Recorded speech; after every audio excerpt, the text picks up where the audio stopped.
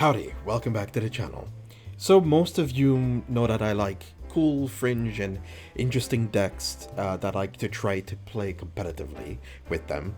But most of you have not known that before all of that, before any of the playing competitive decks and becoming a competitive player, is that I've played this particular deck more than any. I always come back to it when I'm trying to figure things out, trying to discover or innovate. And that deck is Overlord. Overlord is an archetype I have played for years. I have played it in its OG iteration. I even have the Legion rares for them as well. I've always loved this archetype. I've always loved Kagero, but none so much more than Overlord. I will say this, that now Overlord is nowhere near as strong and as prominent as it used to be, but there's always cool ways of being able to innovate this archetype, and hopefully you guys try this out, see what you guys think, and let me know in the comment section below. This is going to be our final episode of 25 days of premium, and it has been a journey. I want to give shout outs to all of my friends, all of the people who've helped me work on this. Mars, Robin, Varian, Alex, Scorpia, who else? Cardweeb, Hearth, D-Boy, who else? Brett from Louisville TCG, so many others. Thank you so much for all of your contributions to this whole series. And if you guys ever need something, just let me know. I'll be down to help whatever that I can. But without further ado, I'm stalling. I'm sorry. It's a bit of an emotional run, especially that we're very much close to getting to that 1,000 subscriber count. And it's been a bit surreal of a year being able to commentate Worlds V Premium alongside our Orange, and being able to meet other content creators that I've just spoken to when I've streamed Vanguard 0 way back when, and just having ways to express it. I have none. So here we go, our final episode. So we have 4 copies, 2 copies of V Overlord, and then 2 copies of G Overlord the Cross. We want to be on V Overlord the Cross as much as, or as long as we can, because of its continuous skill reducing on hand size, because we're running a grade 1, specific grade 1 from D era that works very well alongside his skill. Well, we get to the grade 1s in a second. When you Legion with him, you get to send cards back into your deck. His Legion mate, of course, we are running Overlord the Ends, so follow-up grade 3s. Being able to discard and restand is fantastic. You don't lose any drive checks because you're on Legion,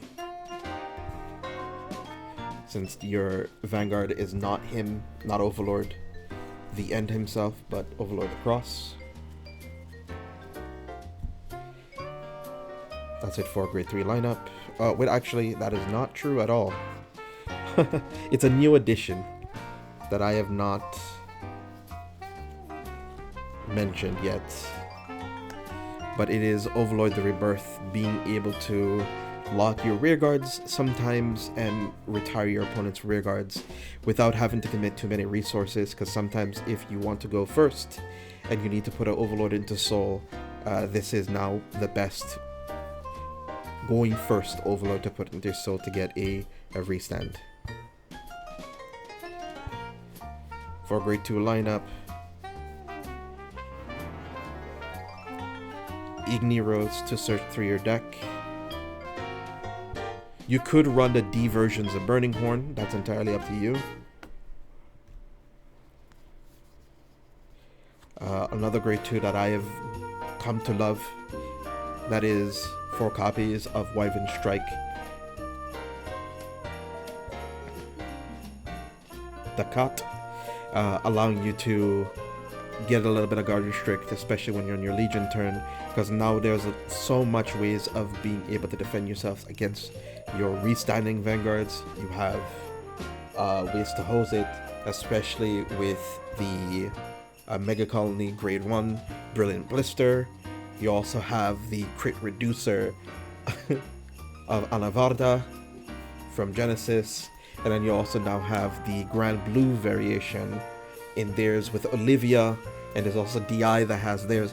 There's so much ways of being able to reduce your opponent's crit, and then you also have then dimensional pulleys, especially if they did the die liner strategy of setting up like 40k to 50k shield. Overlord has a very tough time punching through it, especially if you don't put them on high enough damage to close out the game. So that helps a whole lot. And for filter throughout our deck, we have by attack dragons to help search through. You don't really even use the effect to retire a column. Use the effect mostly to search for sentinels or combo pieces. Just extenders really, or utility pieces. There we go. Then for the grade 1 that we had mentioned earlier, we have the DPGs, since Overlord's continuous skill of the cross allows you to not have any cards in your hand during either player's turn, so you can actually just use this for free without having to discard any cards. Again, the best grade 1 in Kagero, the Dragon Knight. He shot. I was very much on the fence about how good this card is, but Kisamat had convinced me way back when, because I was very much with the Lava Flow Dragon being able to search through grade 3s and stuff, because He-Shot is not too consistent, but it's a free ad. You don't need to discard anything, and you also get to draw cards if you have the CB for it. It's a fantastic card. Then we have our Lizard General Conroe. Revealing grade 3, search your deck for a Overlord name, add it to your hand, discard a card. It also can retire for Conda Charge. Then we have Calamity Tower Wyvern and Heat-Shot Dragon. These are replaceable. You can run Draco Connection, which is the grade 3 order that gives your front row plus 10k power for whenever you restand, and then on a Legion that's plus 20. But it's not as reliable for me unless you're running the old Lizard Soldier Conroe to be able to find filter for it. It's not as consistent for me, so. And here, these two allow you to get a restanding booster and also 15k power on your Vanguard. You can add more copies of it to the deck if you want. Entirely up to you. And then for our last normal unit, Lizard Soldier, Lizard Runner, Undo. For trigger lineup, Drag Veda, restanding. If you draw into this, it's actually not that bad. Obviously, you could send it back with Legion. You can set it up for later. I really like drawing into it sometimes early. I don't like hitting it defensively.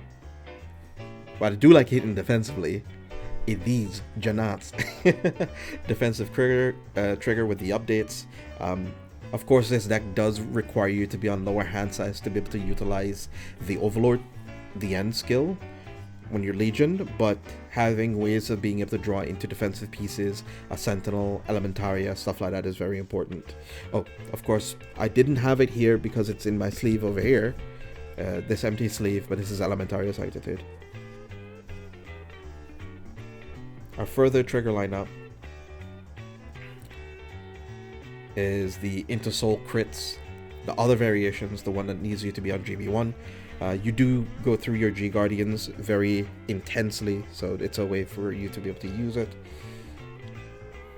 And then our stride crits, we only run 3. We don't stride that often, and even if we do stride, we have a bunch of grade 3s we can discard for it. Talking about grade 3s, Heal Guardians, we do not run the Counter Charge and Soul Charge ones because we don't really use too much Soul, except for the Overlord skills mostly, and maybe like a couple of G Guards in our G zone. for G-Zone, you don't really strike too often, so I'm gonna kind of breeze through a couple of these.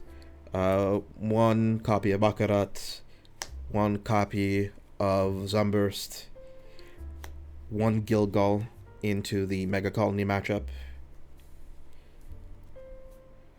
2 copies of Dumdrid Valor, 2 copies of Ziegenberg,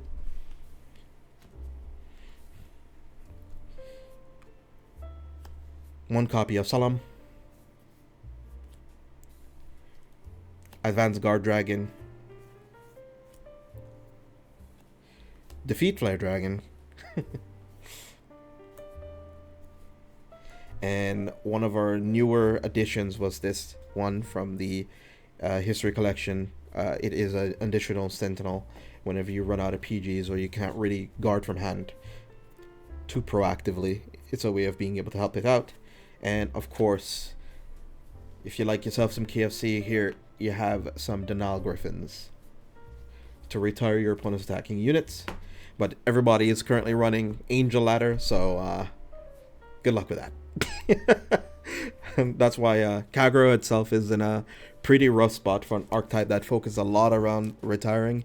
If your opponent uses Bracing Angel Ladder, and it's more like, yeah, it's going to be tough for you, but as long as you have fun with it, it's going to be a fun deck to play with. With that being said, everyone, be awesome, stay awesome, have a wonderful day. Thank you for tuning in and stopping on by. It's been an amazing year with you guys, and I hope we make many more memories together. Take care.